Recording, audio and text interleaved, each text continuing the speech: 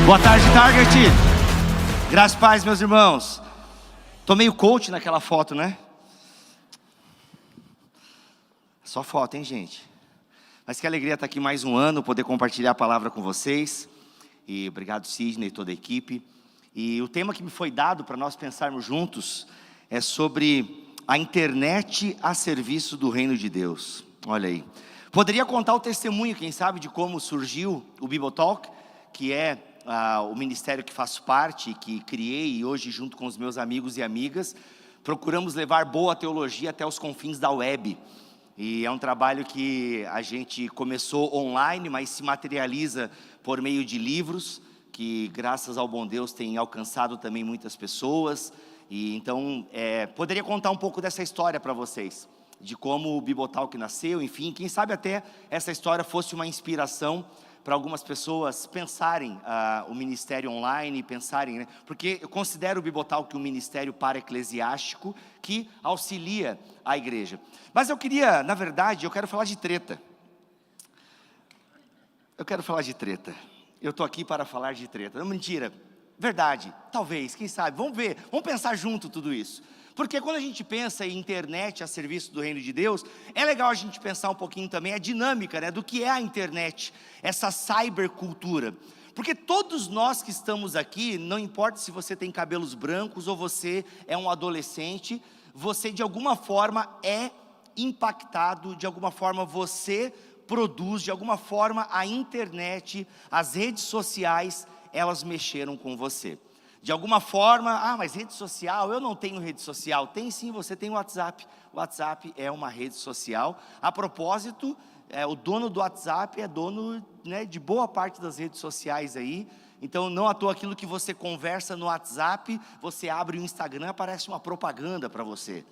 Já percebeu? Pois é, não existem segredos para o senhor Zuckerberg. Ele sabe de tudo da sua vida, sabe o que você conversa, e não só sabe, né, como há investigações aí rolando, manipulação, eleições e todo um monte de coisa rodando por aí, porque de fato a internet e a rede social é algo muito poderoso e que tem sim feito a cabeça de muita gente. Os meios de comunicação sempre influenciaram, os meios de comunicação sempre foram um meio de comunicar alguma coisa, comunicar uma ideia, comunicar uma ideologia. Por que não um meio de comunicar uma teologia? E a igreja sempre foi uma instituição que utilizou a tecnologia a seu favor. Se você para pensar no próprio sino, né? O primeiro meio de comunicação de massa é o sino, que chamava as pessoas para uma reunião. A gente tem a reforma protestante. Hoje eu e você somos aí evangélicos, né? Temos aqui batistas, assembleianos, presbiterianos, presbetomatis, esquadrão, lutercostais. Tem uma variedade aí, né?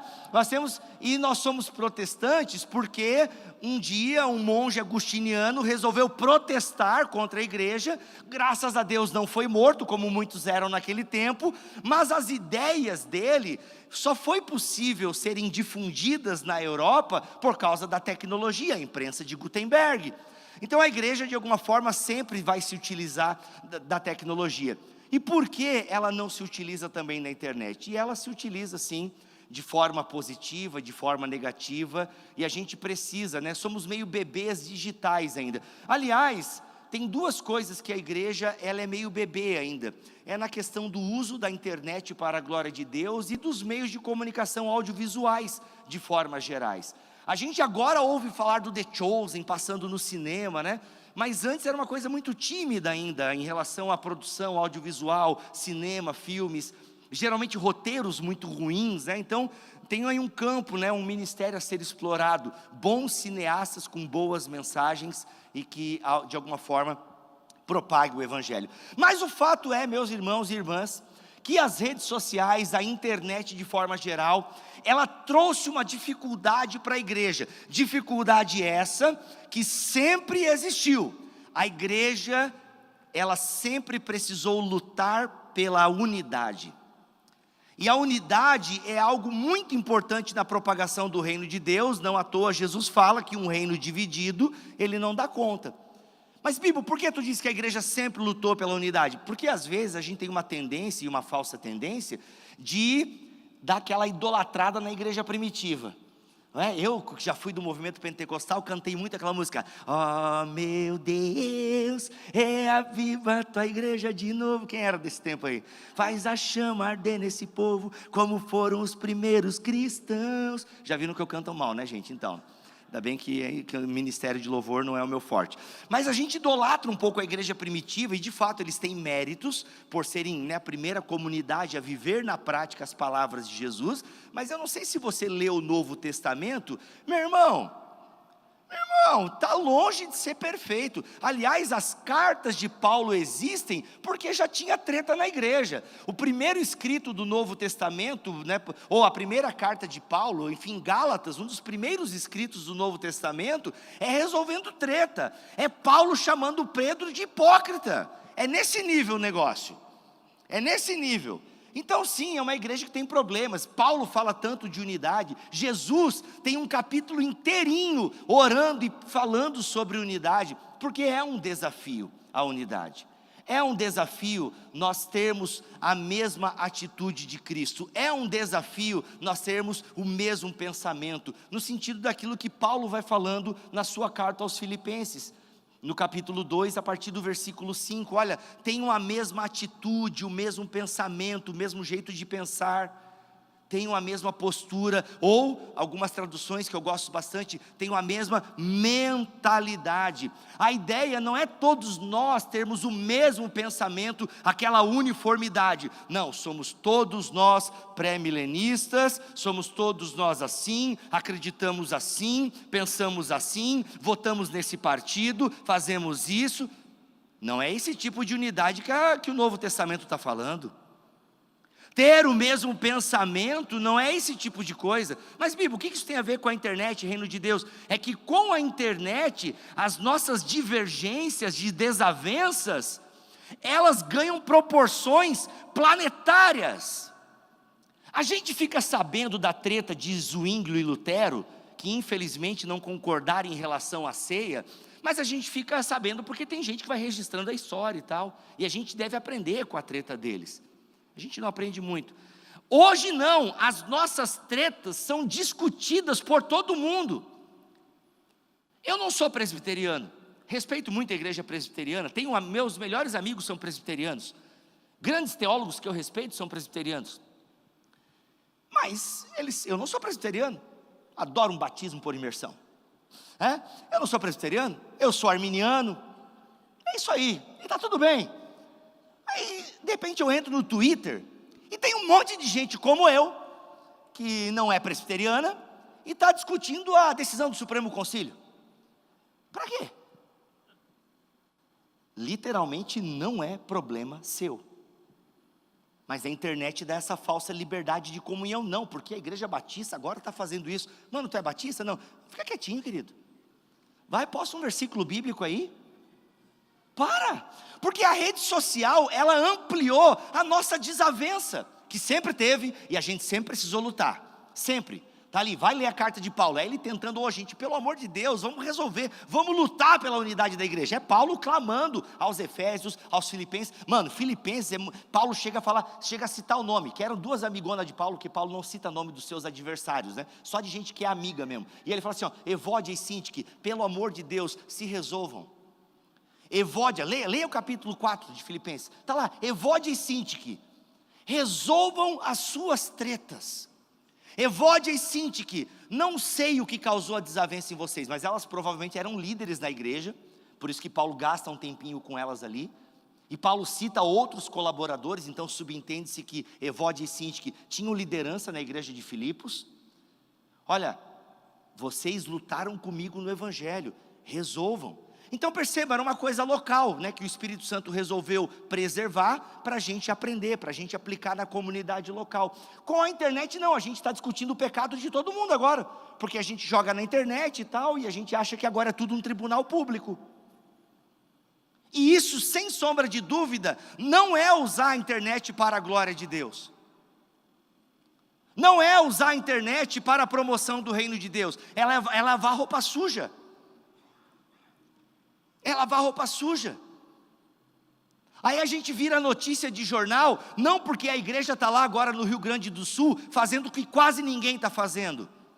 Não, a gente vira notícia de jornal por causa de postagens estranhas de pastores que estão discutindo coisa que nem é para ele estar discutindo.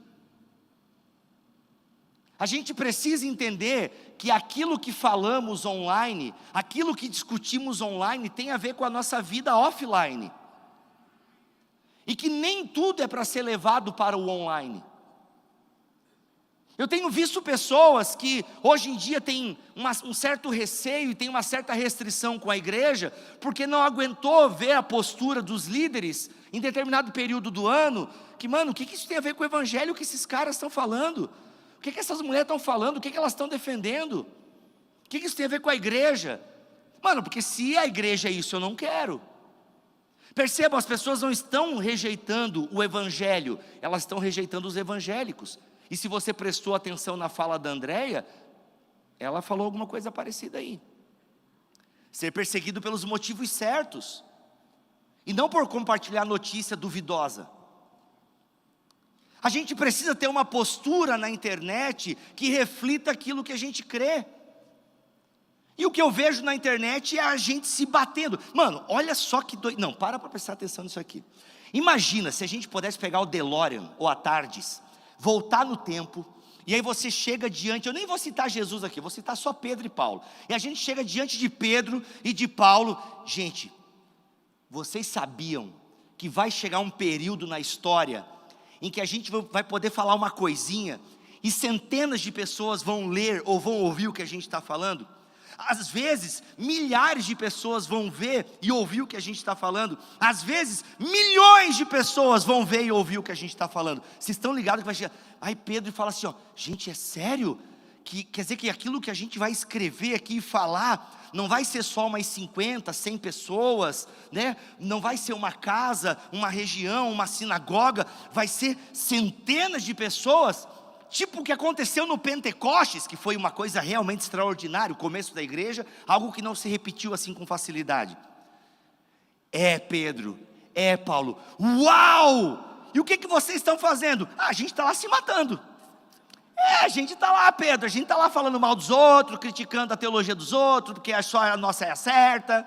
É isso, a gente está na internet se degladiando, transformando a internet num verdadeiro ringue, num verdadeiro areópago.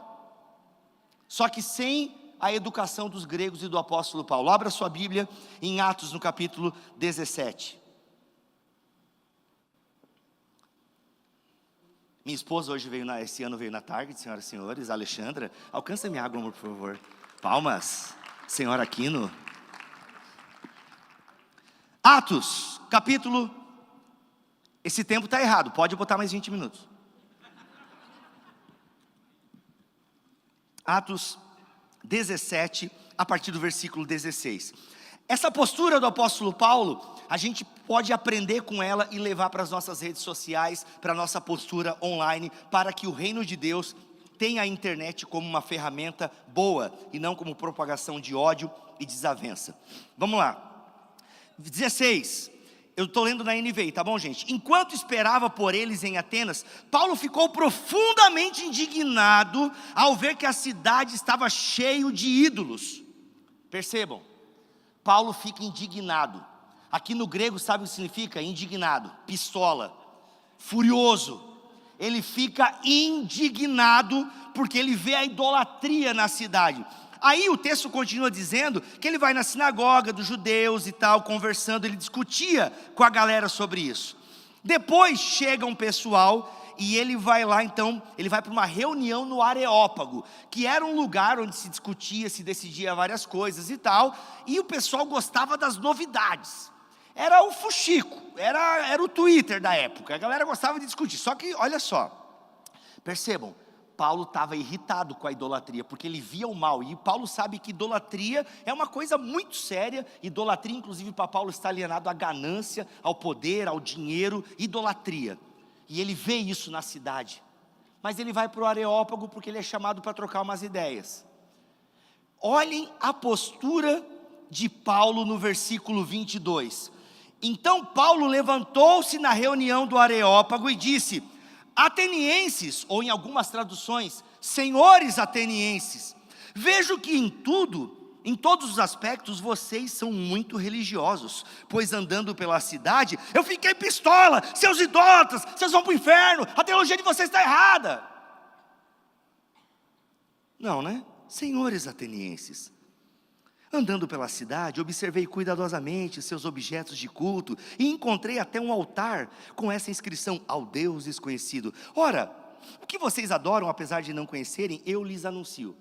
Percebam, ele viu o pecado, ele viu o erro, mas ele age com paciência, com mansidão, com educação, com polidez. Senhores atenienses, eu vejo que vocês... E aí, se você continua lendo o discurso, ele vai citar filósofos e poetas gregos, porque Paulo conhecia, dialogava com a cultura, não demonizava a cultura.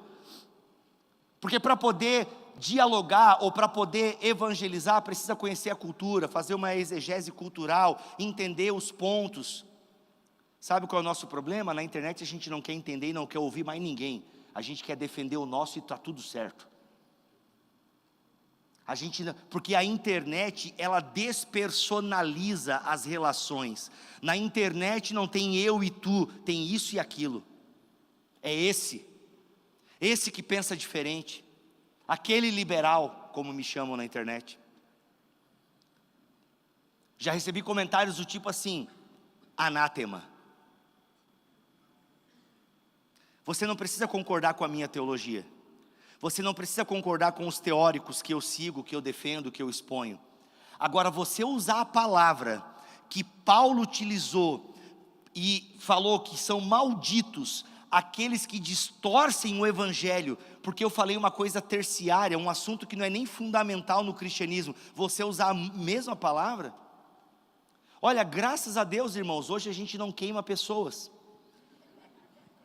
Porque a igreja católica queimou algumas pessoas, os protestantes afogaram outras. Porque não acha só que tem inquisição católica, tá? Que nem é esse demônio todo que a gente pinta por aí. Não foi tão horrível assim, mas foi. Mas os protestantes também mataram gente, tá? Lutero, Calvino, estão tudo lá agora tentando se explicar para Deus. Então veja bem, Jesus, é que eu entendi assim, por isso que eu deixei acontecer aquele rolê lá e morreu umas pessoas. A gente matou gente, evangélico também matou. Então hoje, graças a Deus pela lei, né, que prende se a gente mata, assim, a gente tem vontade de matar, tranquilo essa vontade, né, mas assim, a gente não mata. Mas daí sabe o que a gente faz? A gente assassina a reputação. Aí a gente assassina a reputação nas redes sociais, publicamente, o escárnio público. Aí se a gente não faz nas redes sociais, a gente faz nos grupos de WhatsApp, nos grupos de Facebook, a gente vai assassinando reputação. Mas não é fofoca, não é assassino de reputação. Estou te contando para você orar pela pessoa. Que crente não fofoca, ele compartilha motivo de oração. Está entendendo? É isso, a gente vai utilizando um meio incrível de comunicação para se auto-sabotar, para se destruir, para xingar o outro, para ficar botando o versículo bíblico. Porque a militância de determinada ideologia, a gente vai lá e a gente não percebe que nas nossas igrejas tem um monte de irmão e irmã lutando com isso. Para pensar, um irmão, uma irmã na sua igreja que tem sentimentos homoafetivos, que é gay e está lutando ali com isso. Quer ser um filho de Deus, um servo de Deus, não entende direito o que está acontecendo. Mas ele sabe o que muitos irmãos e irmãs pensam na igreja: inferno, abominação, uou! E esfrega Levítico assim, na cara dele. Rede social. Não, mas é o que eu penso.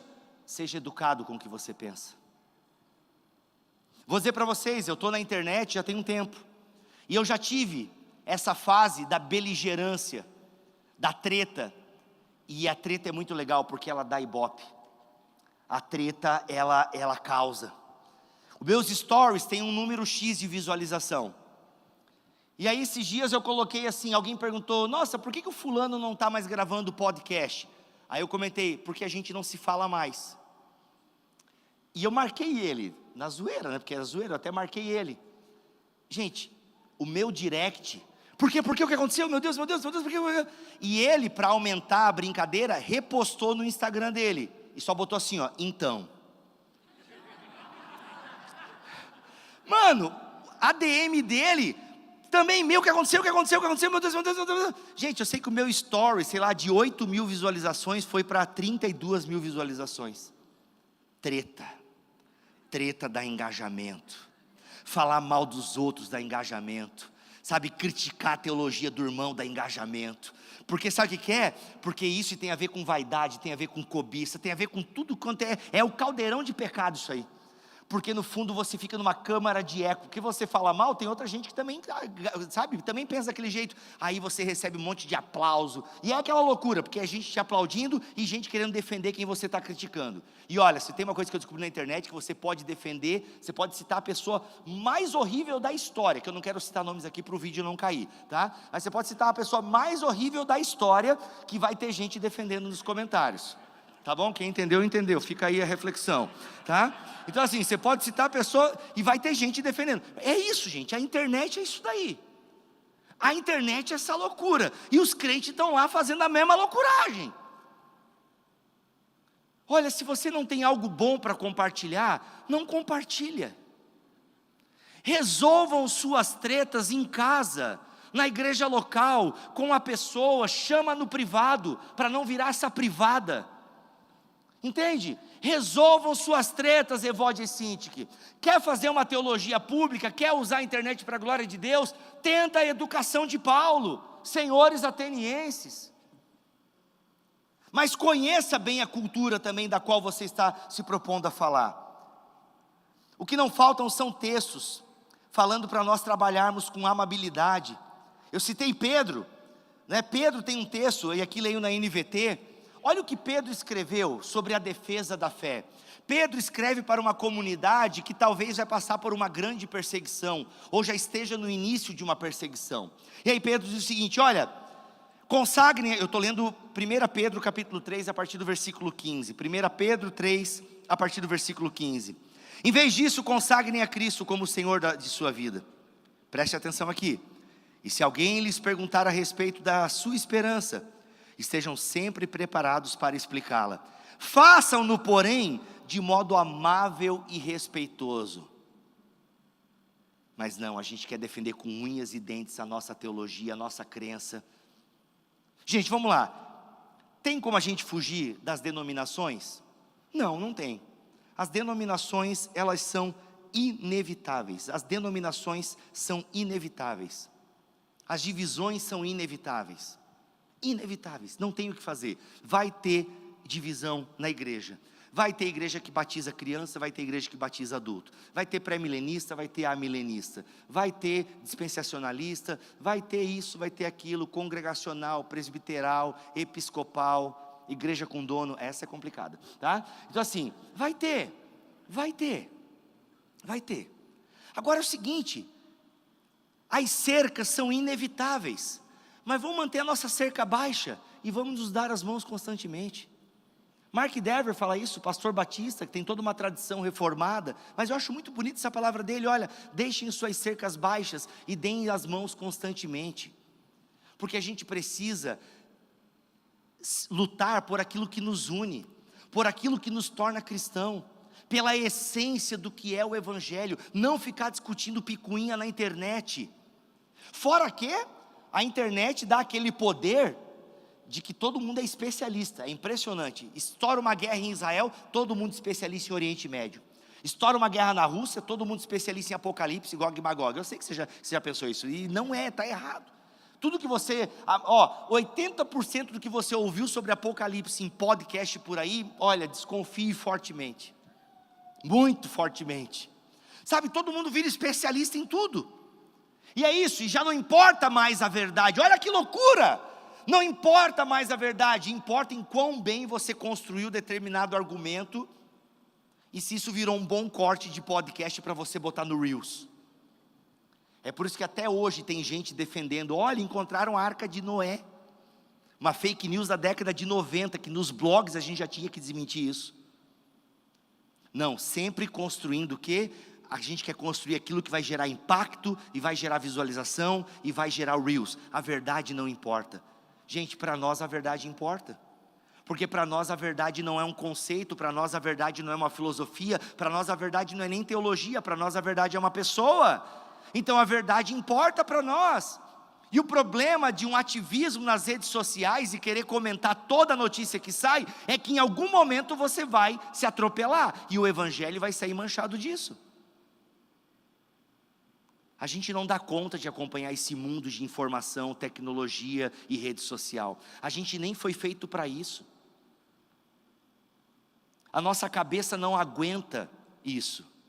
Eu passei 2 meses sem Instagram, e se não fosse o meu trabalho, talvez passaria o resto da minha vida. Porque a gente não dá conta, morreu gente, viveu gente, sobrevivi, não sobrevivi, nasceu, morreu, doença, religião, política, futebol, morreu, tragédia, desgraça, falava, é isso. A nossa cabeça não dá conta de processar esse rolê todo.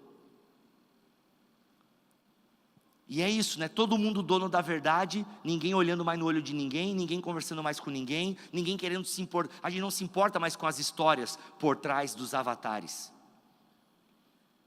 E nós somos uma religião encarnada. A nossa fé fala de um Deus que se encarnou. Se tem um Deus encarnado, é o nosso. Nosso Deus é encarnado. Isso tem a ver com, isso é um espelho para a igreja, uma igreja que se encarna, uma igreja de carne e osso. A internet para o reino de Deus é uma grande ferramenta. Por causa do The Chosen, por exemplo, com o seu aplicativo, pessoas na Holanda estão se convertendo e sendo ferramenta de evangelização. Cultos sendo transmitido online, tem alcançado várias pessoas, onde o evangelho não pode ir, mas o sinal da internet chega. Glória a Deus, e ela tem que ser usada dessa maneira, não para crente ficar em casa.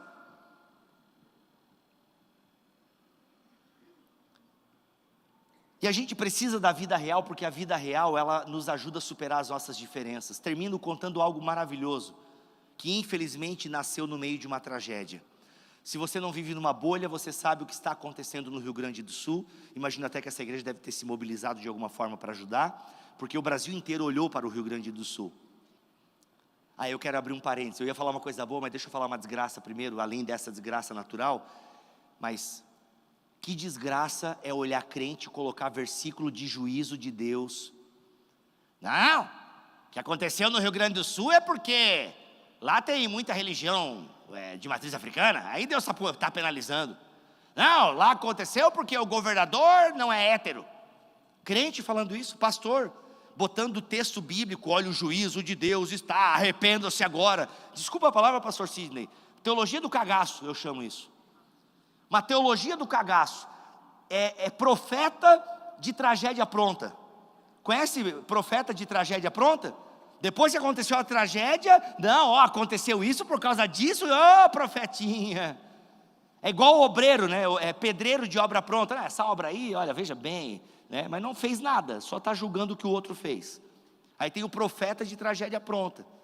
O que teve de gente usando a desgraça no Rio Grande do Sul para ficar botando o texto bíblico, para fazer acusação, para disseminar ódio, para disseminar preconceito. Não, mas eu estou defendendo a verdade. Rapaz, defenda com amor, respeito. Faça isso como Paulo orienta a Timóteo, com amabilidade. Timóteo capítulo 2. Não fique utilizando a desgraça como palco para evangelismo. Calma, no que diz respeito à internet e textos bíblicos isolados. Agora a igreja está lá, a igreja está dando pão que alimenta o corpo e está dando o pão da vida. Nesse sentido, super oportuno que a igreja faça isso.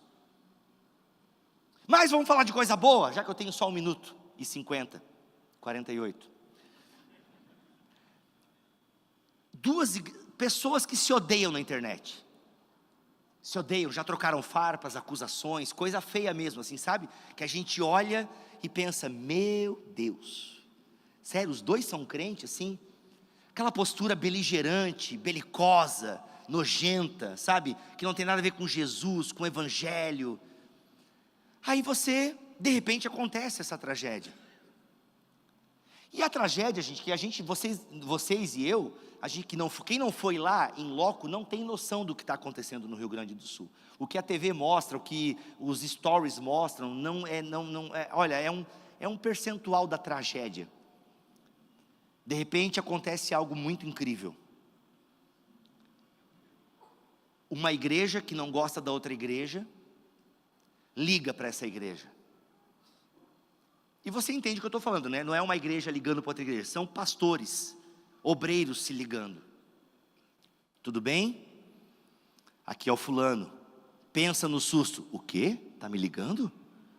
Olha, eu soube que vocês estão aqui no Rio Grande do Sul, fazendo um trabalho incrível. E a gente está aqui também como igreja no Rio Grande do Sul, e a gente quer fazer um trabalho junto. Então, e começaram a trocar figurinhas. Olha que coisa linda. Por quê? Porque tem gente morrendo afogada, tem gente que não tem mais nada, tem gente em desespero. Então a nossa treta, porque você pensa a igreja assim, eu penso a igreja assado, essa treta não importa. Importa é nós nos unirmos na causa do Evangelho, que está chegando lá em forma de ajuda, de cesta básica, de consolo, de apoio. Não importa a nossa eclesiologia, não importa mais a nossa teologia, importa o Evangelho que nos une. Vamos lá, esqueça as nossas desavenças na internet, a vida real nos une. É isso, a vida real nos une.